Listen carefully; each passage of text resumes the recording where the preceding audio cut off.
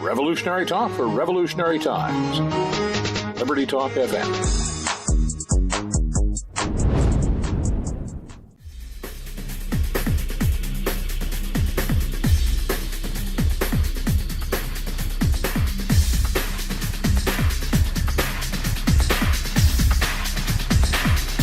Welcome to Medicine on Call, where it's all about living the solutions.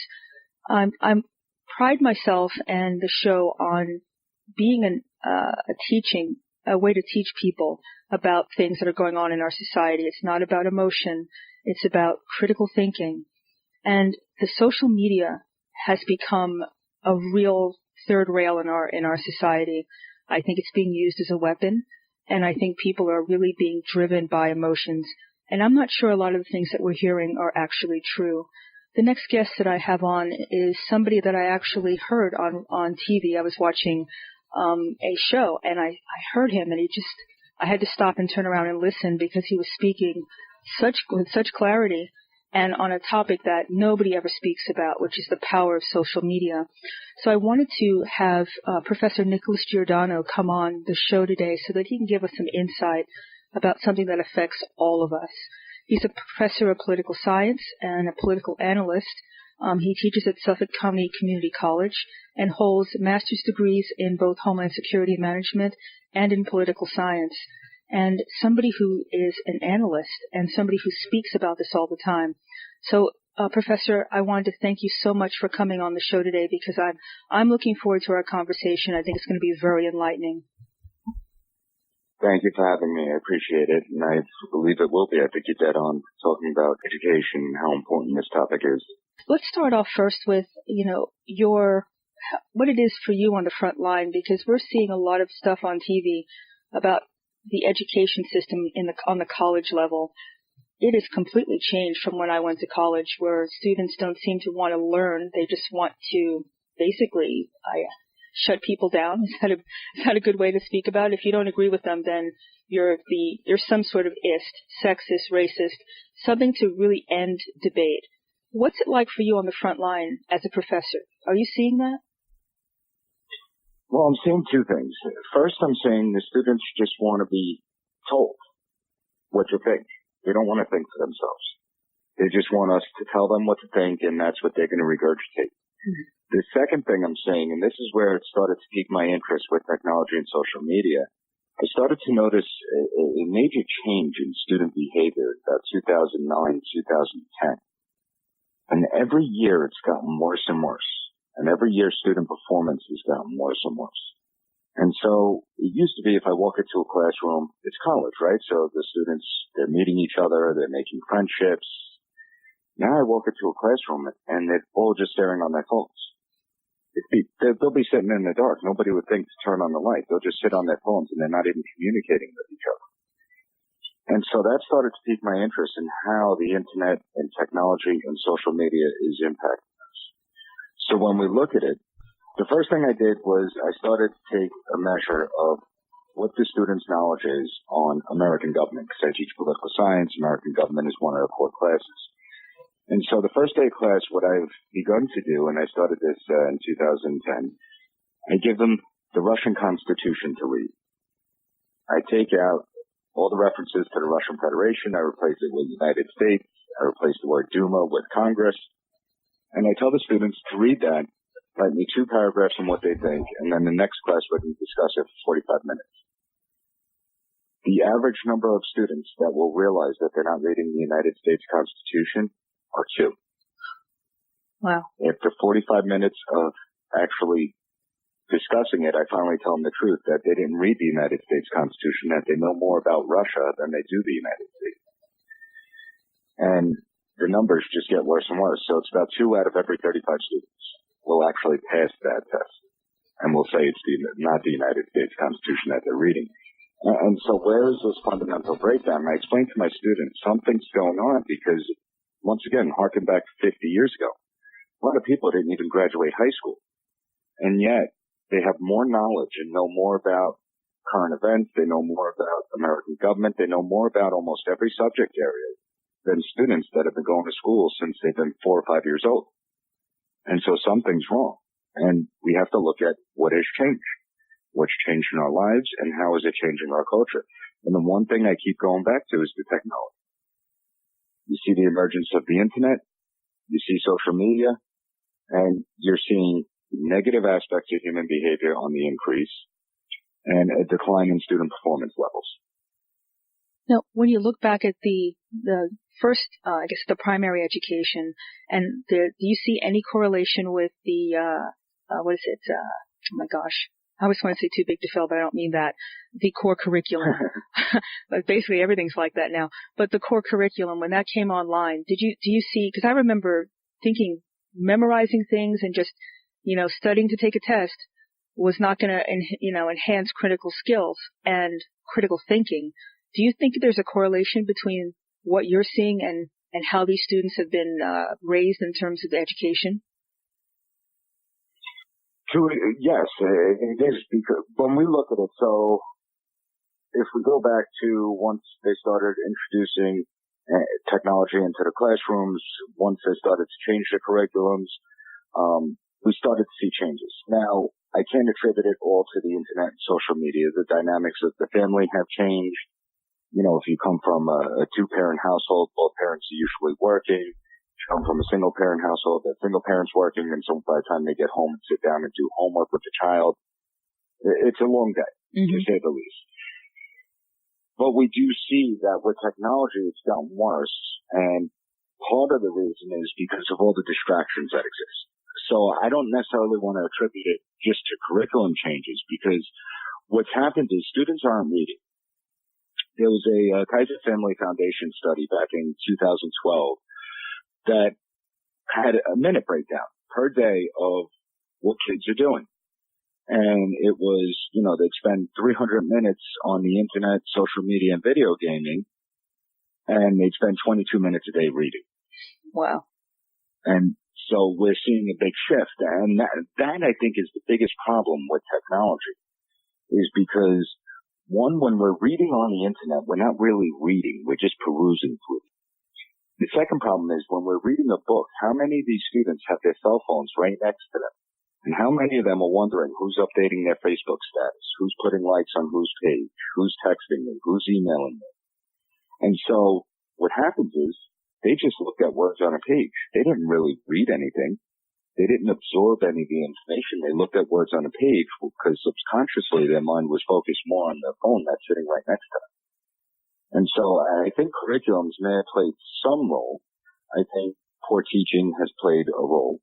I think family structure has played a role, but I think the biggest impact is certainly technology.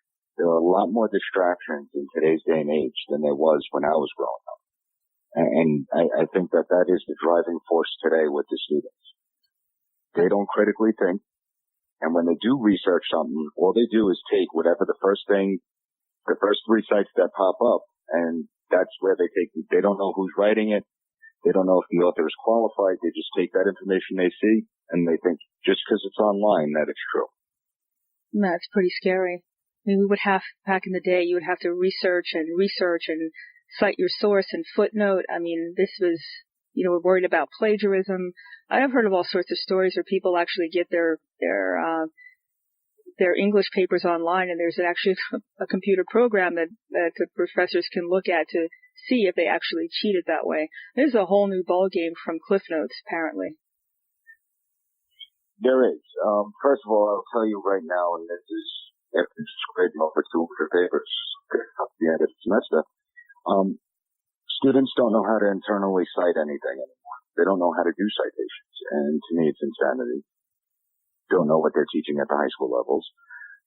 Also, they're good at regurgitating information, so if they're writing about a particular executive order or a particular law, they could explain the law, but they can't analyze whether or not the law is working, whether or not there's any unintended consequences, or whether it should be modified. And when you look at plagiarism, we are seeing a major increase in plagiarism. And to be honest, as a professor, you don't really need any software to determine whether a student's plagiarizing. You could tell almost immediately if it's plagiarizing, because I know what the students' writing capabilities are, and it's not just that at community colleges, at colleges all across the country that we're seeing this. And these people are going to graduate and go out into the workforce.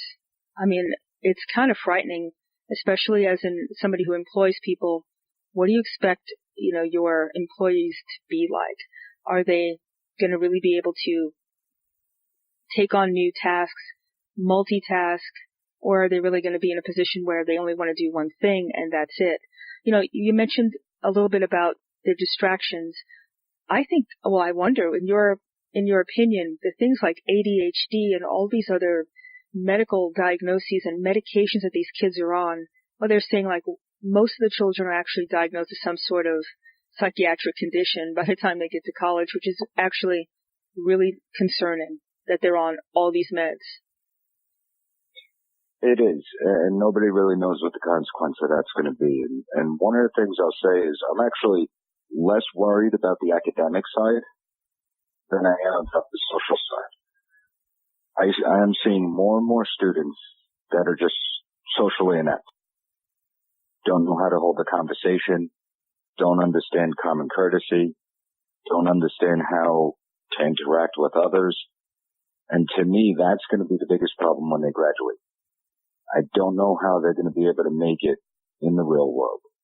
And that's when we're looking at it. And I always tell people this, you look at social media because that's almost at the heart of this. Nobody posts anything that's real. Mm-hmm. Everyone posts the happy moments. They take 15 pictures and they choose the best one. They take the picture with the family smiling. Everyone's happy in that picture. They're on vacation. And so what happens is when we go online and we go on social media, we look at everyone else's life and we assume it's perfect because we're looking at these pictures. We see it's perfect. We look at the videos that they post. Nobody's posting the video of the 3-year-old that's throwing food on the wall and the 8-year-old that's instigating the 3-year-old and the father screaming in the background, telling his kids to knock it off and cut it out. Nobody posts that online in the real world. And so it's almost as if nothing's real anymore.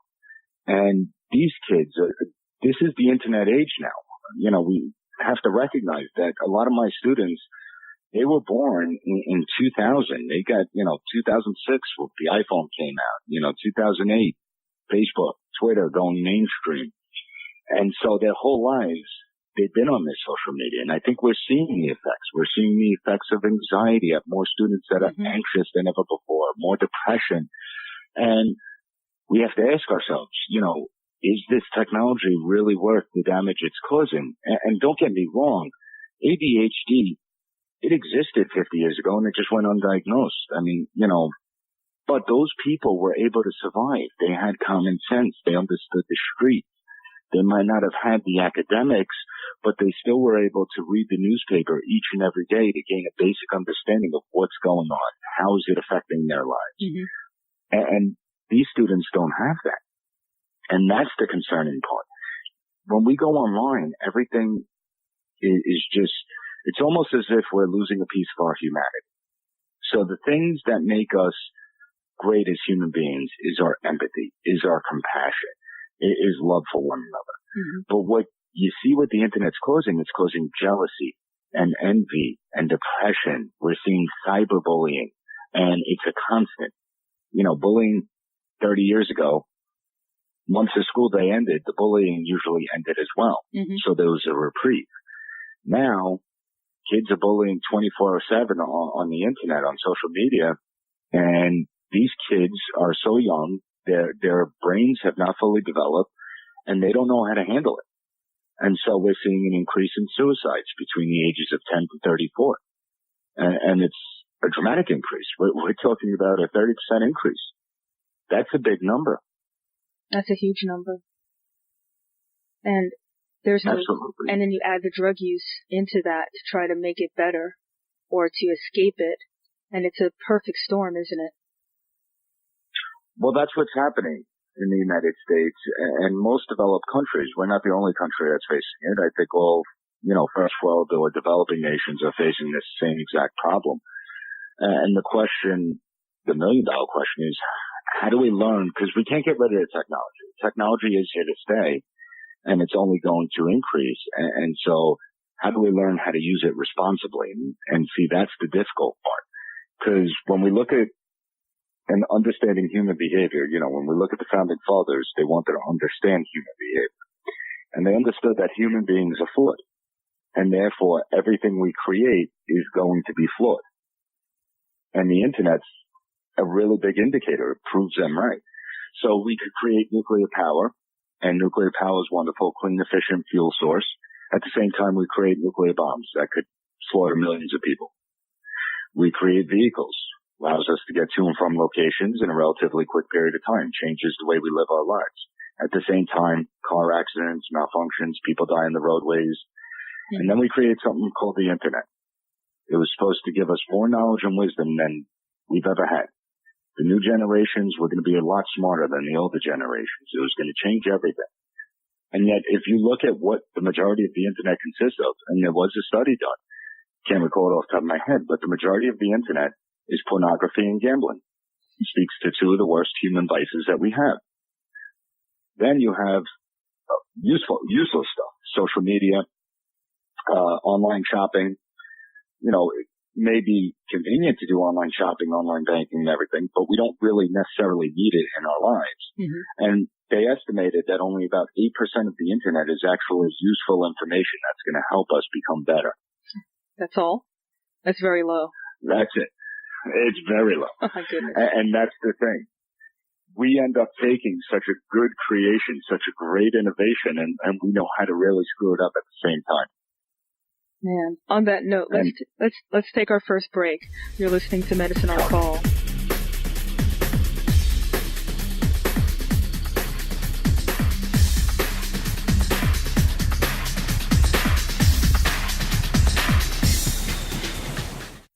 From treatment of sinusitis with balloon dilation to minimally invasive office procedures to correct snoring, Peachtree ENT Center offers state-of-the-art care. We also specialize in price transparency. You'll know the cost of our ENT services before they're rendered, whether you have a high deductible plan or no insurance at all.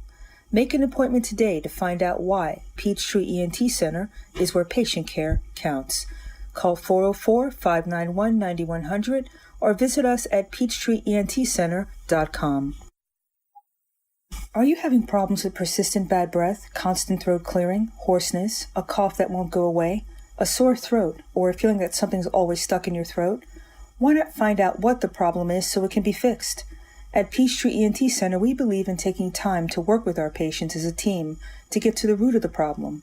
Make an appointment today to see why Peachtree ENT Center is where patient care counts. Call 404-591-9100 or visit us at peachtreeentcenter.com.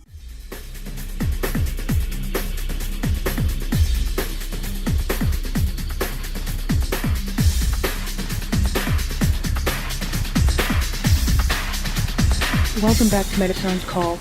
We're speaking with Professor Nicholas Giordano, Professor of Political Science at Suffolk County Community College. And before the break, we were talking about the power of the Internet and the fact that most of it is negative and wasting time, and only about 8%, you said, is actually useful. That's incredible. And people are spending hours upon hours. I don't care if they're the young, the kids, the teens, even adults. I think you're right. This has changed society. We're less civil. It's becoming more totalitarian and authoritarian, in my opinion, because there's no debate. How do we move from that negativity to lack of debate? Where did that step come from? I don't remember it being like that at first. You could be on Facebook, you can be on Patreon, nobody was censoring you. How did we start down that path? Well, in hindsight, it was actually really easy to see this happening. Now, it's easy for me to say now, because what has happened is we only seek out news that agrees with our opinion.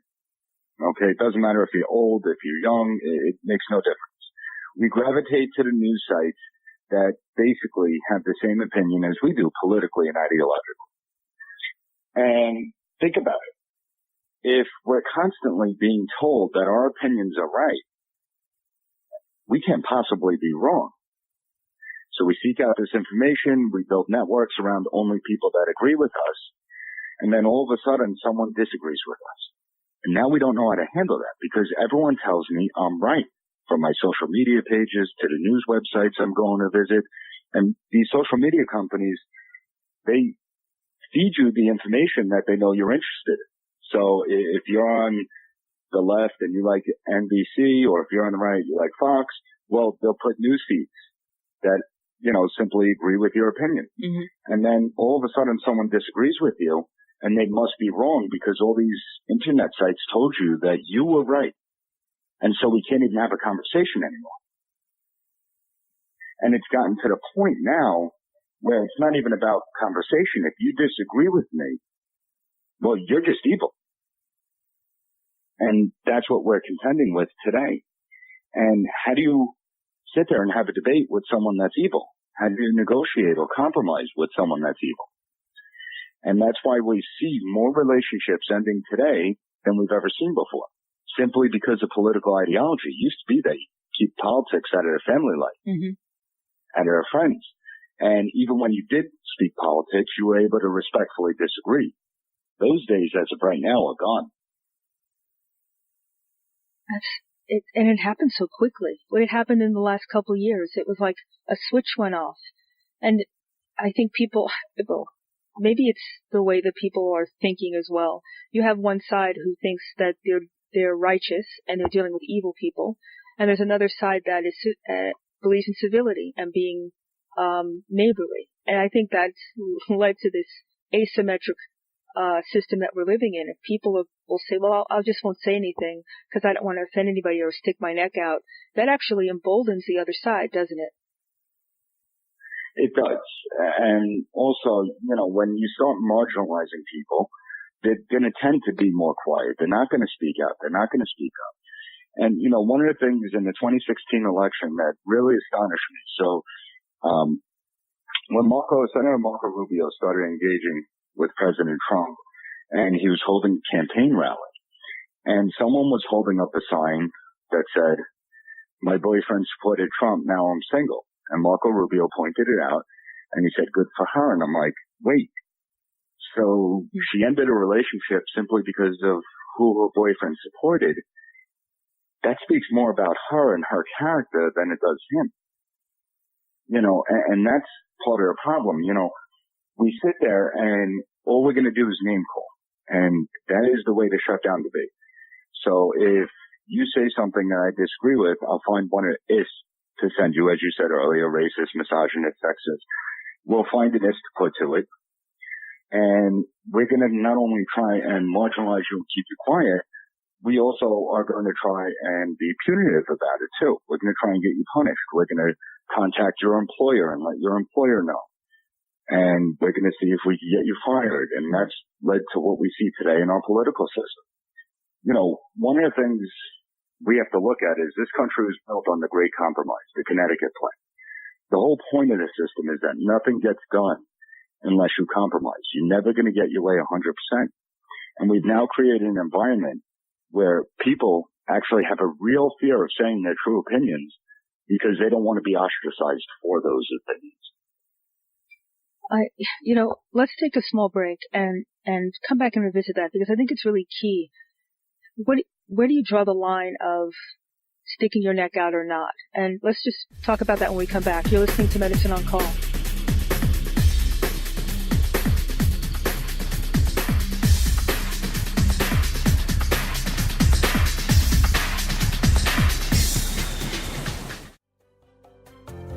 Affordable health insurance was the promise of Obamacare.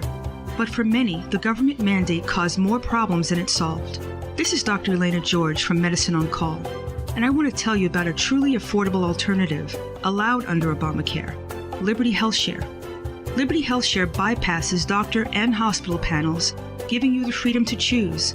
And with a maximum of $500 out of pocket per person and 100% coverage up to $1 million per year per occurrence, you can rest assured knowing you and your family are protected. Coverage starts as low as $107 per month and also includes dental, vision, pharmacy, and holistic care. Liberty HealthShare puts you back in charge of your health. Visit them online at libertyoncall.org.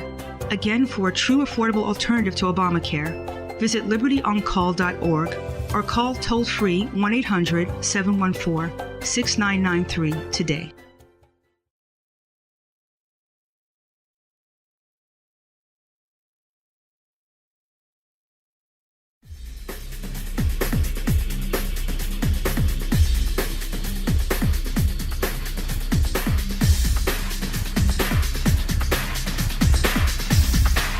Welcome back to Medicine on Call.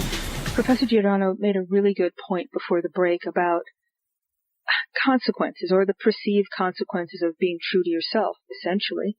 If I believe in something and I don't mind debating you, but I'm shut down because I have fear of losing my job, my home, my loved ones, there's got to be some way this pendulum has got to stop swinging in this direction and swing back. What do you think can be done to try to stop this? This needs to stop, because it's going to lead to violence, and it's going to break the society. That's essentially how I see it. First of all, am I right about that? Do you think the society can hold together with this type of animosity? Those people actually do want to break this society. Because if you look at what they're doing is they're trying to curb speech.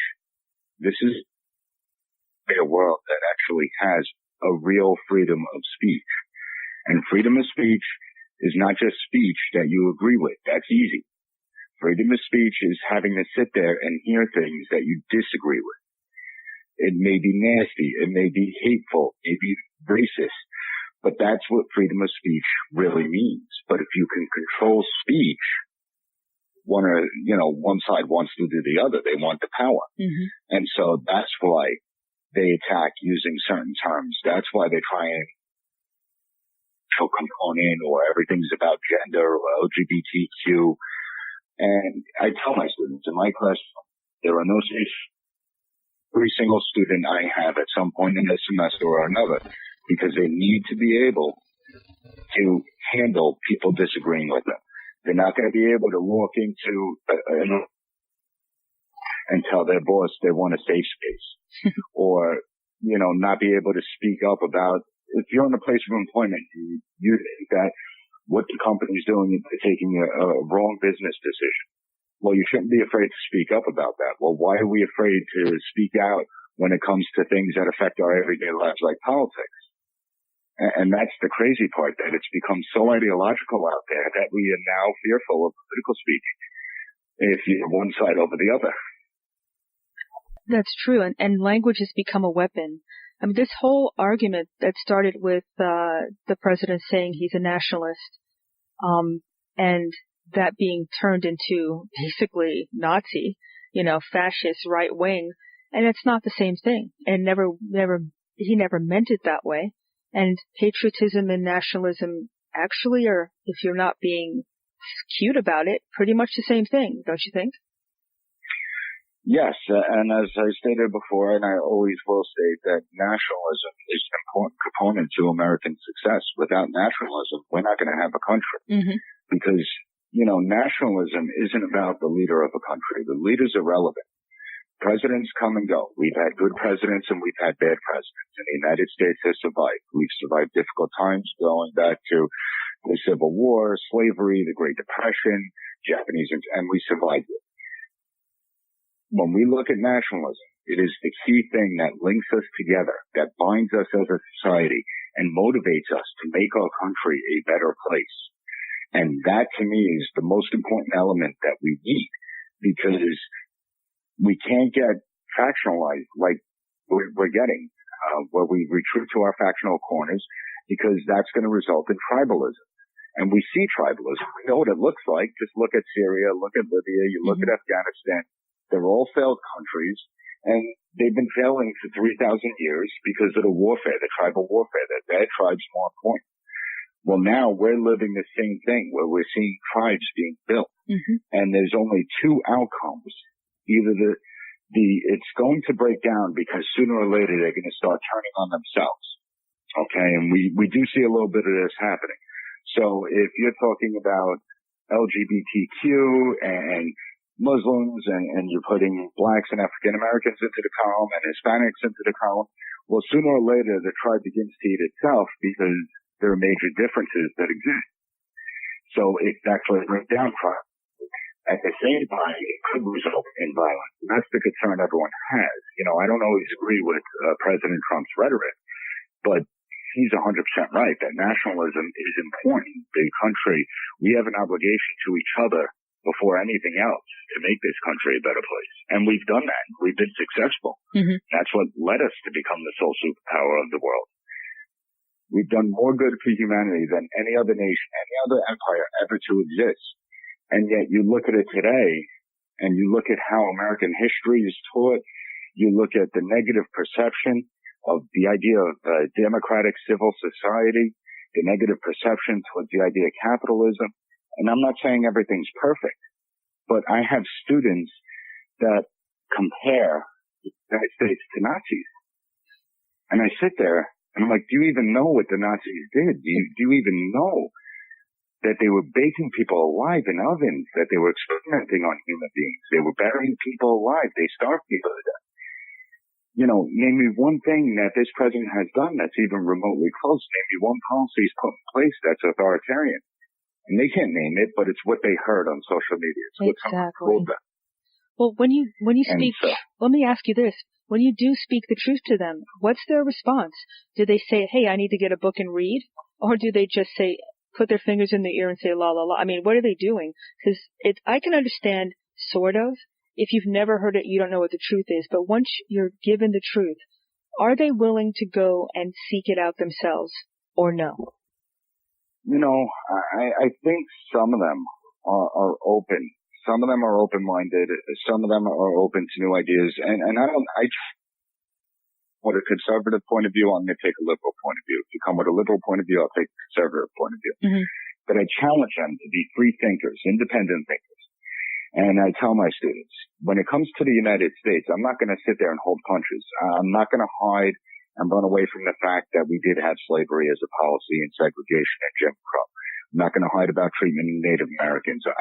I'm going to speak to the bad that the United States has done, but at the same time, I'm still going to say that we're the greatest nation ever to exist. Mm-hmm. Because what other nation teaches the bad that they've done so they don't repeat it in the future? That's a good point. Most nations will sanitize their history. They'll remove the bad elements of their history. We don't. We teach, as in fact, we teach more about the bad that we've done than the actual good we've done, obviously, because most students, I think it was a USA Gov poll, said that 49% of students, younger generations, question the idea of a democracy. Over 50% don't like the idea of capitalism. Now, I'm not saying I like unfettered capitalism, but it's certainly better than socialism and communism that exists out there. But these students prefer it. These students talk about democratic socialism. They don't even know what that is. Why? But they don't even know. And it's not capitalism, it's crony capitalism. That's the problem. You know, they don't know the difference between the two. 100%. And even with democratic socialism, the reason they don't know what it is because democratic socialism doesn't exist. They'll always point to the Finland and the Swedens and the Norways and the Denmarks. And then I tell them, well, those are capitalist countries.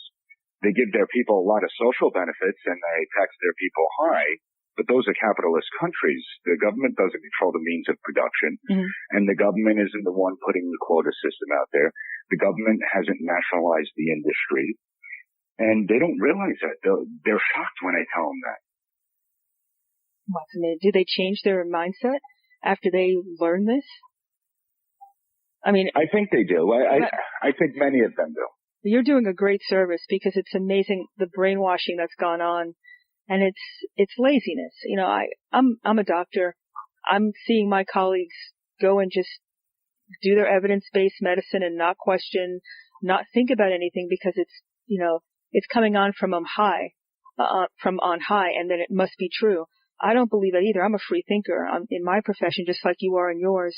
And there's some degree of intellectual laziness that you want to be spoon-fed something. But my thing is, when it doesn't work in your favor, when you come out at the back end of it, when you're getting hurt by it, why do you keep doing the same thing? That to me is kind of strange. They don't have jobs when they graduate. Well, they're not really part of society necessarily. That's one of the reasons I think that they've been moving towards democratic socialism, right? Because they don't feel like they have a piece of the pie. Well, absolutely. And they're being told that the American dream doesn't exist for them, even though it does. They work hard and they put in the effort, then it will exist for them. But they're told that it doesn't really exist for them, that the game is rigged against them, and it's not. The game will be rigged against us when we allow the current behavior of human beings in the United States, the citizens of the United States, as well as the government, to keep doing what it's doing. right now there's a lot of people out there that don't mind the wrongdoings of the FBI, of the Justice Department in investigating Trump simply because they hate President Trump. Mm-hmm. And I remind my students, once again, I don't care how they feel about President Trump, whether they like President Trump or whether they don't. But my biggest fear is when a bureaucracy becomes so ideological and they do this to one candidate and one president, they will do it again. And so if my students don't know the basic structure of government, why it was set up the way it does, what the institution served as, they sit there and they say, give government more power, give the bureaucracy more power. Well, these are unelected, faceless officials. Who they held accountable by? At least we hold our elected representatives accountable, but nobody holds the bureaucracy accountable. And if you talk to these students, they're willing to give government more and more power. And it's because they failed to open a book. They've never read the Constitution. They've never read up on our history. Mm-hmm. And at some point, think about it logically. If you don't know about the country you're from, why would you fight and die for this country? Why would you sacrifice for this country if you don't really even know it? And that's why I say that, we've become strangers that just live amongst each other. We're not parts of communities anymore. We're just a bunch of strangers in this day and age. That's a tragedy. Because, you're right. Whatever the glue is that holds us together, being an American, having the same ideal of what makes you American is the key. And that's really being decimated, I think, from a legal standpoint as well as social. We're having to, let's just say the female circumcision is a perfect example of it. That's a completely foreign concept to the American identity. And it was now, from a judicial standpoint, sanctioned. That is strange. It wouldn't be allowed in our country at any other point, but now we're seeing movement away from some standard norms that we all should live by. And I think if I move into a country, I want to adopt those norms, not make it my own. That's my mentality. I want to speak the language. I want to adopt what makes that country what makes it sovereign. That doesn't seem to go on here anymore. Well, no, because we've been told that we have to respect all the other cultures out there, that every culture is great. And while I'm not smashing cultures out there, all countries are great.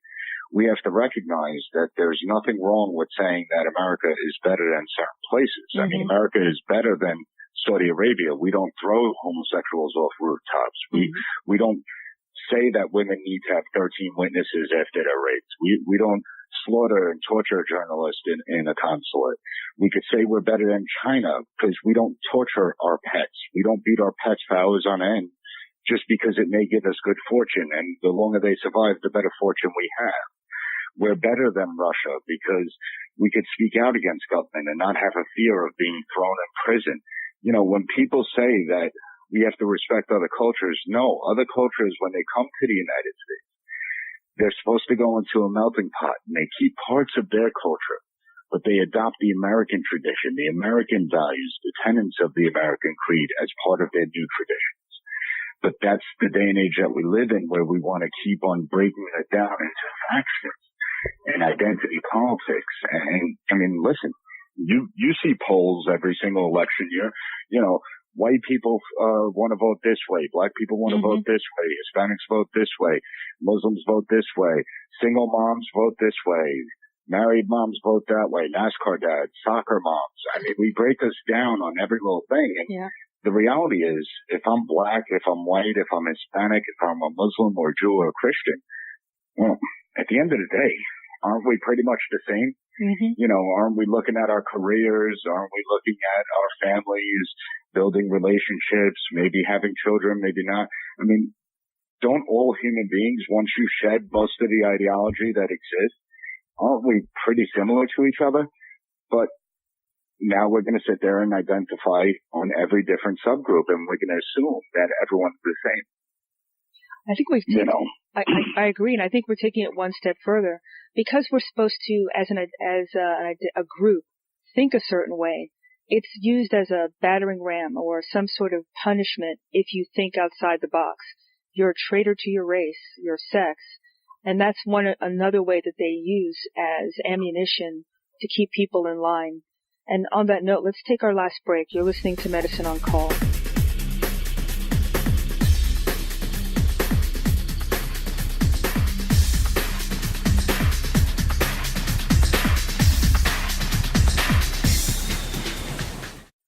From treatment of sinusitis with balloon dilation to minimally invasive office procedures to correct snoring, Peachtree ENT Center offers state-of-the-art care.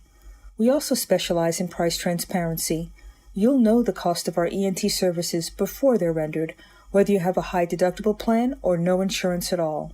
Make an appointment today to find out why Peachtree ENT Center is where patient care counts. Call 404-591-9100 or visit us at peachtreeentcenter.com. Are you having problems with persistent bad breath, constant throat clearing, hoarseness, a cough that won't go away, a sore throat, or a feeling that something's always stuck in your throat?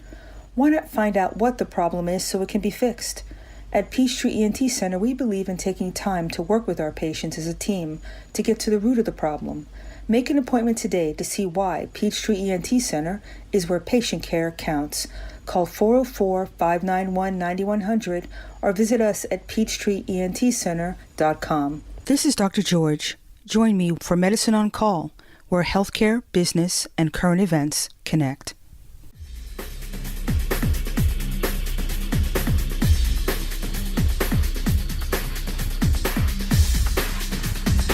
Welcome back to Medicine on Call.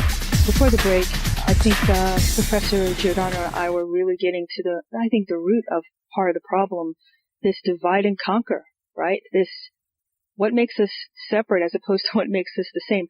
You're right. We all want this, as human beings, we want the same thing, to live comfortably, be able to have our family and loved ones with us and die comfortably a long, healthy life.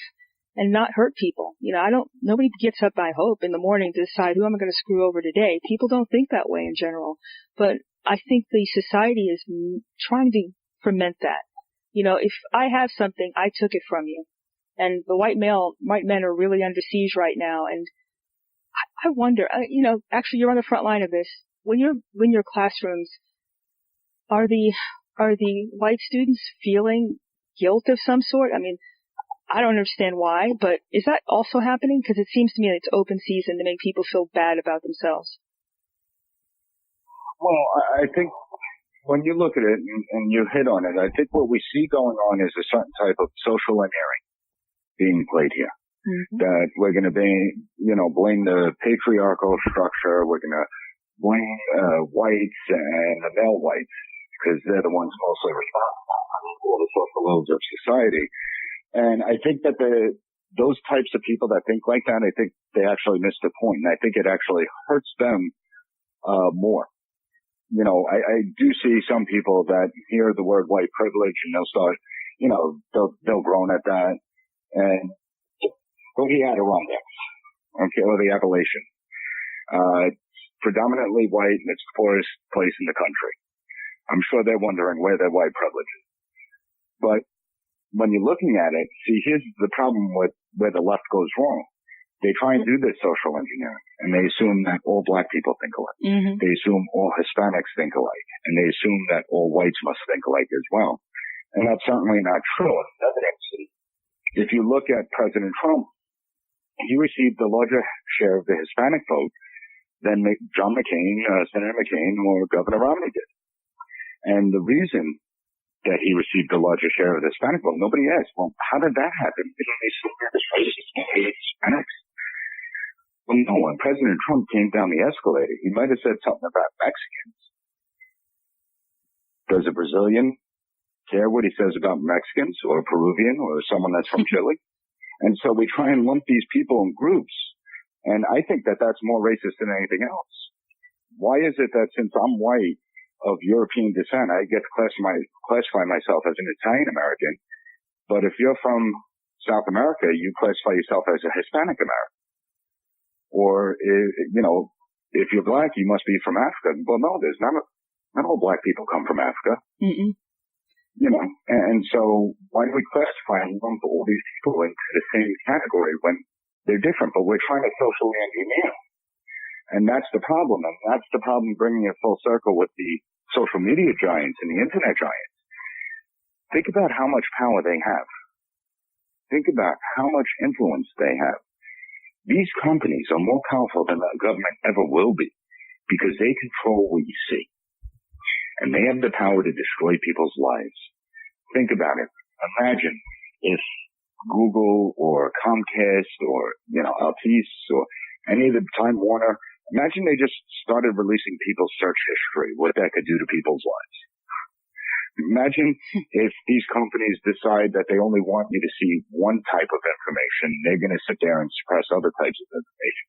And so when we look at it, we kind of understand how we got to this point, how we got to this identity politics, how we got to this everything is about race and trying to get everyone to believe a certain way. Mm-hmm.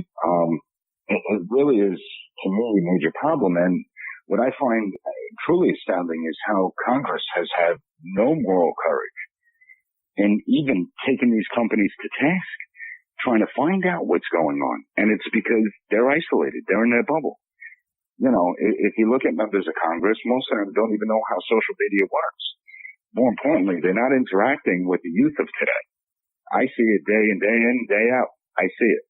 I see the changes that have been dramatic. I'm sure as a doctor, you've seen the changes that of people coming into the office and how they've changed dramatically and how our culture has changed dramatically.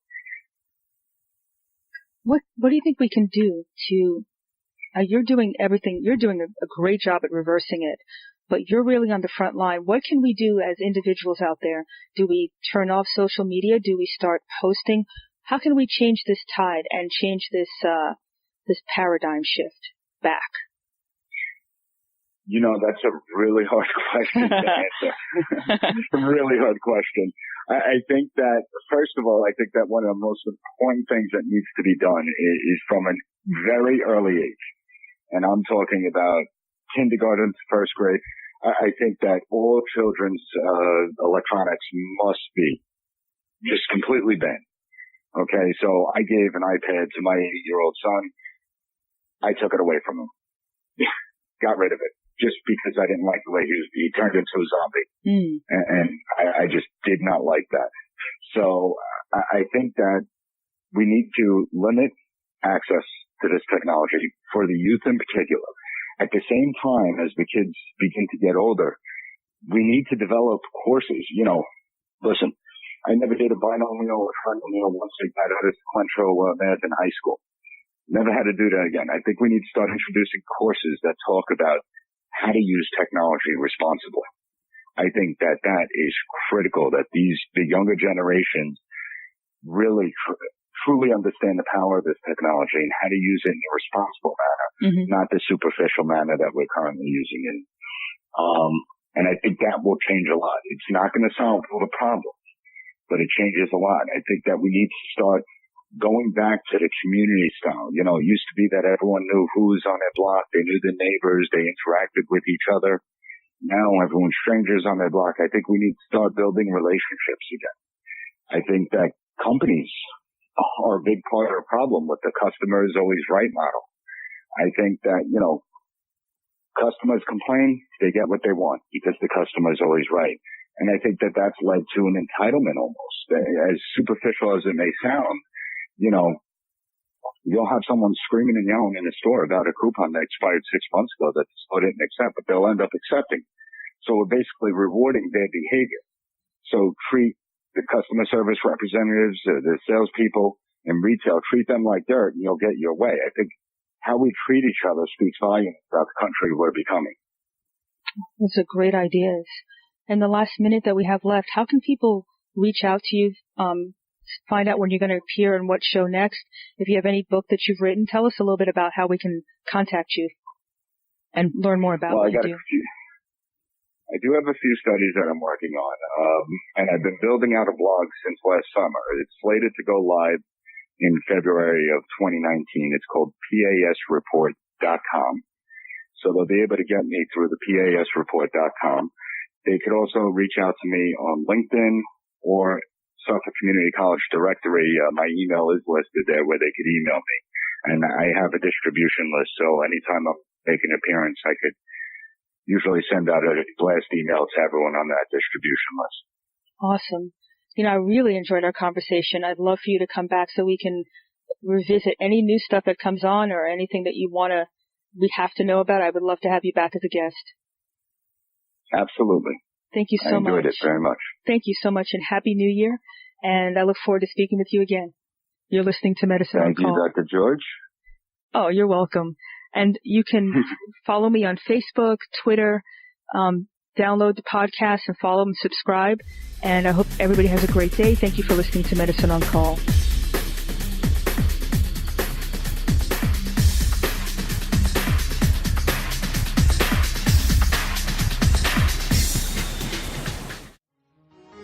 Revolutionary talk for revolutionary times.